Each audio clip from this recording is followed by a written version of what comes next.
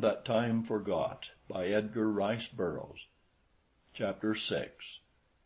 As we strolled slowly back toward the boat, planning and discussing this, we were suddenly startled by a loud and unmistakable detonation.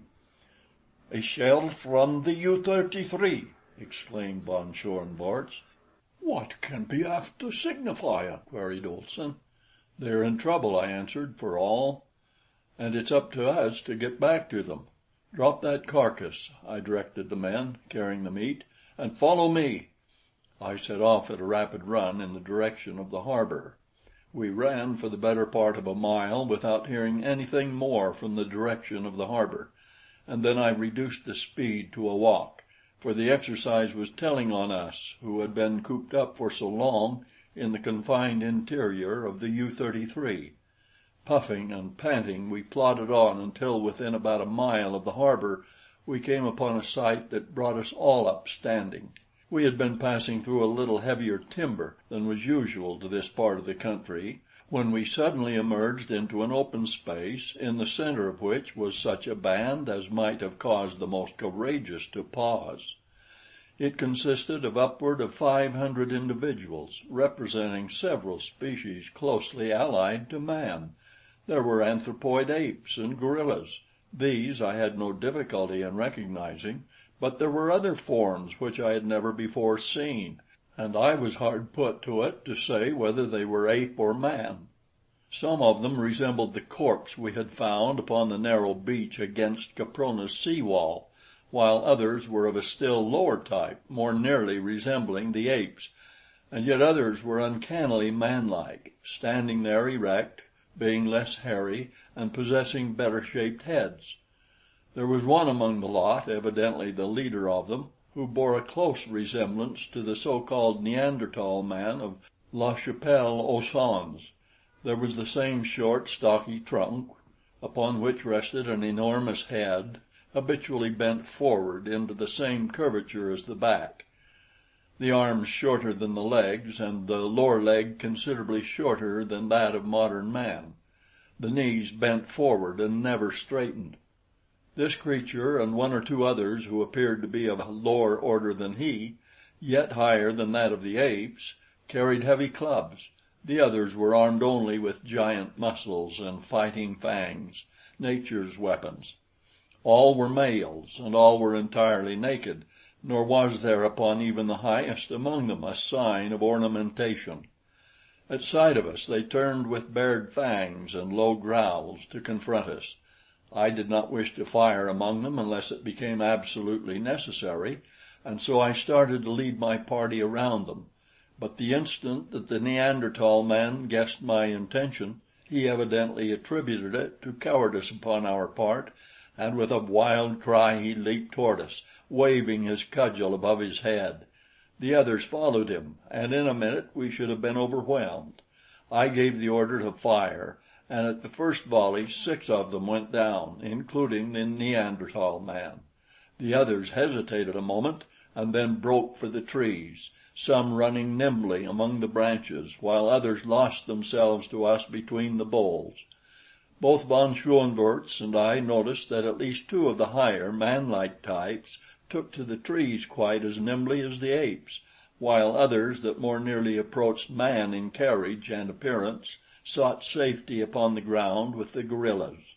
An examination disclosed that 5 of our erstwhile opponents were dead, and the 6th, the Neanderthal man, was but slightly wounded, a bullet having glanced from his thick skull, stunning him.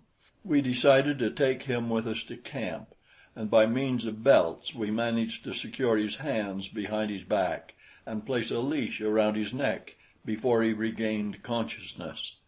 We then retraced our steps for our meat, being convinced by our own experience that those aboard the U-33 had been able to frighten off this party with a single shell, but when we came to where we had left the deer, it had disappeared.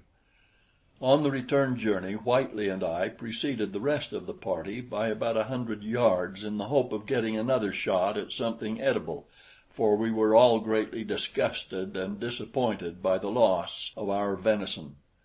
Whitely and I advanced very cautiously, and not having the whole party with us, we fared better than on the journey out, bagging 2 large antelope not a half-mile from the harbor. So with our game and our prisoner we made a cheerful return to the boat, where we found that all were safe. On the shore, a little north of where we lay, there were the corpses of 20 of the wild creatures who had attacked Bradley and his party in our absence, and the rest of whom we had met and scattered a few minutes later. We felt that we had taught these wild ape-men a lesson, and that because of it we would be safer in the future, at least safer from them, but we decided not to abate our carefulness one whit, feeling that this new world was filled with terrors still unknown to us, nor were we wrong. The following morning we commenced work upon our camp, Bradley, Olson, von Schoenvorts, Miss La Rue, and I having sat up half the night discussing the matter and drawing plans. We set the men at work felling trees, selecting for the purpose jarrah, a hard, weather-resisting timber which grew in profusion near by. Half the men labored, while the other half stood guard, alternating each hour with an hour off at noon. Olson directed this work. Bradley, von Schoenvorts, and I, with Miss La Rue's help, staked out the various buildings and the outer wall. When the day was done, we had quite an array of logs nicely notched and ready for our building operations on the morrow, and we were all tired, for after the buildings had been staked out, we all fell in and helped with the logging, all but von Schoenvorts. He, being a Prussian and a gentleman, couldn't stoop to such menial labor in the presence of his men, and I didn't see fit to ask it of him, as the work was purely voluntary upon our part. He spent the afternoon shaping a swagger stick from the branch of a jarrah and talking with Miss La Rue, who had sufficiently unbent toward him to notice his existence.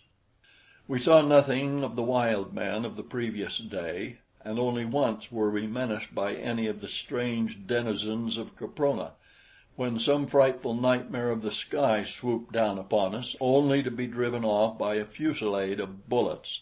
The thing appeared to be some variety of pterodactyl, and what with its enormous size and ferocious aspect was most awe-inspiring. There was another incident, too, which to me at least was far more unpleasant than the sudden onslaught of the prehistoric reptile. 2 of the men, both Germans, were stripping a felled tree of its branches. Von Schoenvorts had completed his swagger stick, and he and I were passing close to where the 2 worked. One of them threw to his rear a small branch that he had just chopped off, and as misfortune would have it, it struck von Schoenvorts across the face. It couldn't have hurt him, for it didn't leave a mark, but he flew into a terrific rage, shouting "Achtung!" in a loud voice. The sailor immediately straightened up, faced his officer, clicked his heels together, and saluted. "Pig!" roared the Baron, and struck the fellow across the face, breaking his nose.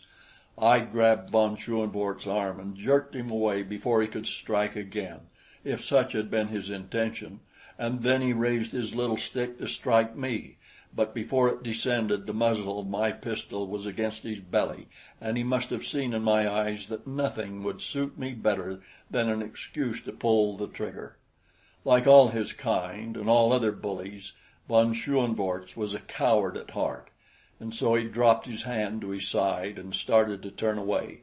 But I pulled him back, and there before his men I told him that such a thing must never again occur, that no man was to be struck or otherwise punished other than in due process of the laws that we had made and the court that we had established. All the time the sailor stood rigidly at attention, nor could I tell from his expression whether he most resented the blow his officer had struck him or my interference in the gospel of the Kaiser breed. Nor did he move until I said to him, "Plesser, you may return to your quarters and dress your wound." Then he saluted and marched stiffly off toward the U-33. Just before dusk we moved out into the bay 100 yards from shore and dropped anchor, for I felt that we should be safer there than elsewhere. I also detailed men to stand watch during the night and appointed Olson officer of the watch for the entire night, telling him to bring his blankets on deck and get what rest he could. At dinner we tasted our first roast Caprona antelope, and we had a mess of greens that the cook had found growing along the stream. All during the meal von Schoenvorts was silent and surly. After dinner we all went on deck and watched the unfamiliar scenes of a Capronian night, that is, all but von Schoenvorts. There was less to see than to hear. From the great inland lake behind us came the hissing and the screaming of countless saurians. Above us we heard the flap of giant wings, while from the shore rose the multitudinous voices of a tropical jungle, of a warm, damp atmosphere such as must have enveloped the entire earth during the Paleozoic and Mesozoic eras. But here were intermingled the voices of later eras, the scream of the panther, the roar of the lion, the baying of wolves, and a thunderous growling which we could attribute to nothing earthly, but which one day we were to connect with the most fearsome of ancient creatures. One by one the others went to their rooms, until the girl and I were left alone together, for I had permitted the watch to go below for a few minutes, knowing that I would be on deck. Miss La Rue was very quiet, though she replied graciously enough to whatever I had to say that required a reply. I asked her if she did not feel well. "Yes," she said, "but I am depressed by the awfulness of it all. I feel of so little consequence, so small and helpless in the face of all these myriad manifestations of life stripped to the bone of its savagery and brutality. I realize as never before how cheap and valueless a thing is life. Life seems a joke, a cruel, grim joke. You are a laughable incident or a terrifying one, as you happen to be less powerful or more powerful than some other form of life which crosses your path. But as a rule you are of no moment whatsoever to anything but yourself. You are a comic little figure hopping from the cradle to the grave. Yes, that is our trouble. We take ourselves too seriously. But Caprona should be a sure cure for that." She paused and laughed. "You have evolved a beautiful philosophy," I said. "It fills such a longing in the human breast. It is full, it is satisfying, it is ennobling. What wondrous strides toward perfection the human race might have made if the first man had evolved it and it had persisted until now as the creed of humanity." "I don't like irony," she said. "It indicates a small soul." "What other sort of soul, then, would you expect from a comic little figure hopping from the cradle to the grave?" I inquired. "And what difference does it make anyway, what you like and what you don't like? You are here for but an instant, and you mustn't take yourself too seriously." She looked up at me with a smile. "I imagine that I am frightened and blue," she said, "and I know that I am very, very homesick and lonely." There was almost a sob in her voice as she concluded.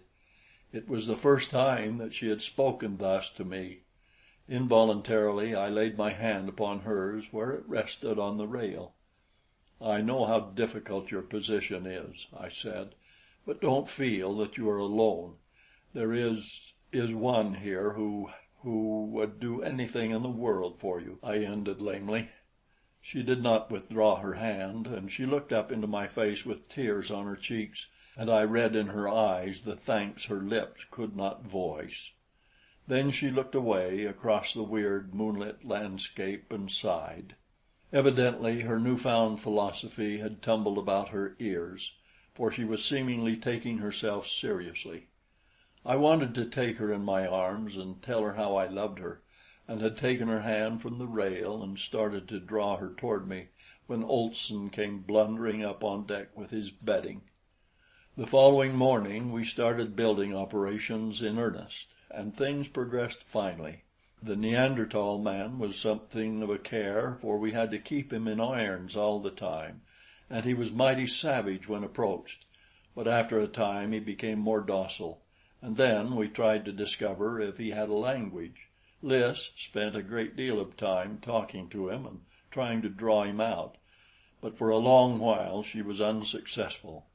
It took us 3 weeks to build all the houses which we constructed close by a cold spring some 2 miles from the harbor.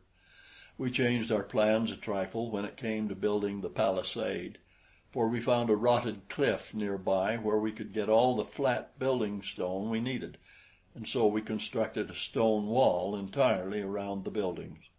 It was in the form of a square, with bastions and towers at each corner, which would permit an enfilading fire along any side of the fort, and was about 135 feet square on the outside, with walls 3 feet thick at the bottom and about 1.5 feet wide at the top, and 15 feet high. It took a long time to build that wall, and we all turned in and helped, except von Schoenvorts, who, by the way, had not spoken to me except in the line of official business since our encounter, a condition of armed neutrality which suited me to a T. We have just finished it, the last touches being put on today. I quit about a week ago and commenced working on this chronicle for our strange adventures, which will account for any minor errors in chronology which may have crept in. There was so much material that I may have made some mistakes, but I think they are but minor and few. I see in reading over the last few pages that I neglected to state that Lys finally discovered that the Neanderthal man possessed a language. She had learned to speak it, and so have I, to some extent. It was he, his name he says is Am or Om, who told us that this country is called Caspak. When we asked him how far it extended, he waved both arms about his head in an all-including gesture which took in apparently the entire universe. He is more tractable now, and we are going to release him, for he has assured us that he will not permit his fellows to harm us. He calls us Galus, and says that in a short time he will be a Galu. It is not quite clear to us what he means. He says that there are many Galus north of us, and that as soon as he becomes one, he will go and live with them. Ahm went out to hunt with us yesterday, and was much impressed by the ease with which our rifles brought down antelopes and deer. We have been living upon the fat of the land, Ahm having shown us the edible fruits, tubers, and herbs, and twice a week we go out after fresh meat. A certain proportion of this we dry and store away, for we do not know what may come. Our drying process is really smoking. We have also dried a large quantity of 2 varieties of cereal, which grow wild a few miles south of us. One of these is a giant Indian maize, a lofty perennial often 50 and 60 feet in height, with ears the size of a man's body and kernels as large as your fist. We have had to construct a second storehouse for the great quantity of this that we have gathered. September 3, 1916.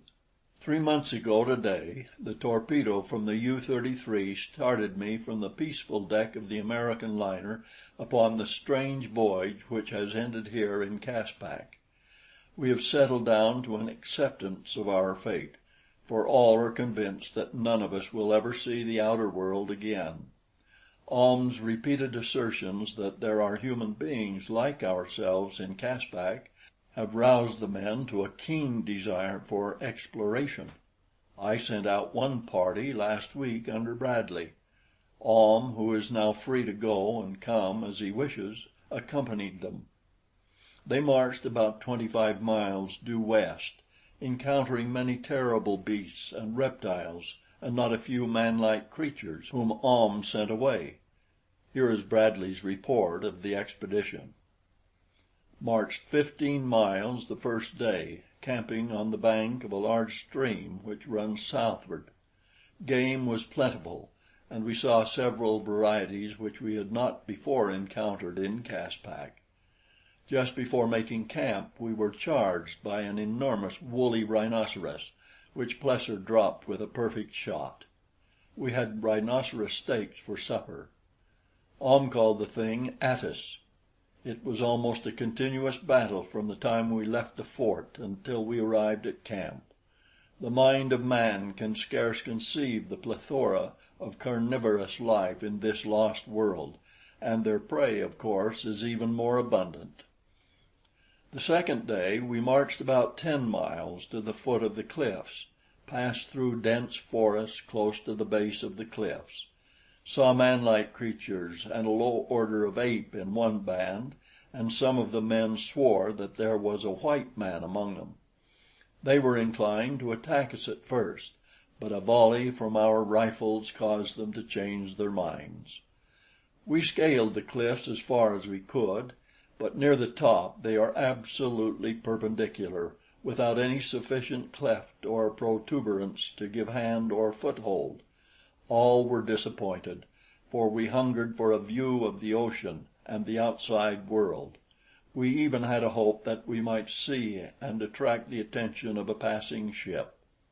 Our exploration has determined one thing which will probably be of little value to us and never heard of beyond Caprona's walls.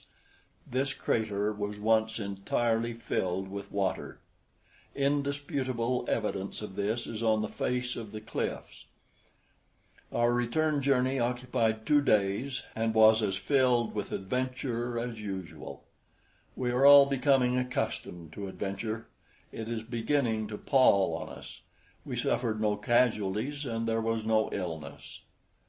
I had to smile as I read Bradley's report.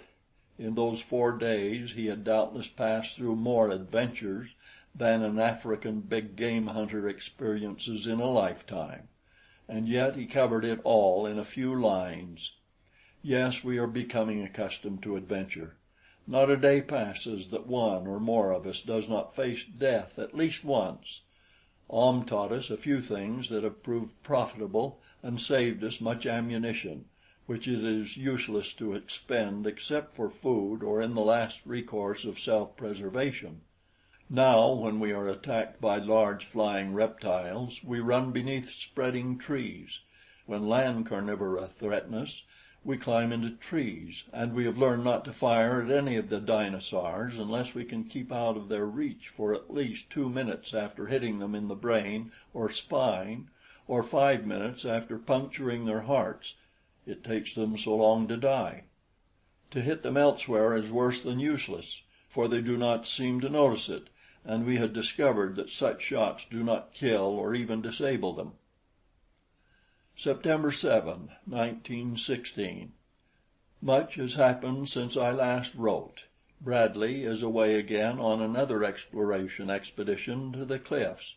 He expects to be gone several weeks, and to follow along their base in search of a point where they may be scaled. He took Sinclair, Brady, James, and Tippet with him. Ahm has disappeared. He has been gone about 3 days, but the most startling thing I have on record is that von Schoenvorts and Olson, while out hunting the other day, discovered oil about 15 miles north of us, beyond the sandstone cliffs. Olson says there is a geyser of oil there, and von Schoenvorts is making preparations to refine it. If he succeeds, we shall have the means for leaving Caspak and returning to our own world. I can scarce believe the truth of it. We are all elated to the 7th heaven of bliss. Pray God we shall not be disappointed. I have tried on several occasions to broach the subject of my love to Lys, but she will not listen. End of chapter 6.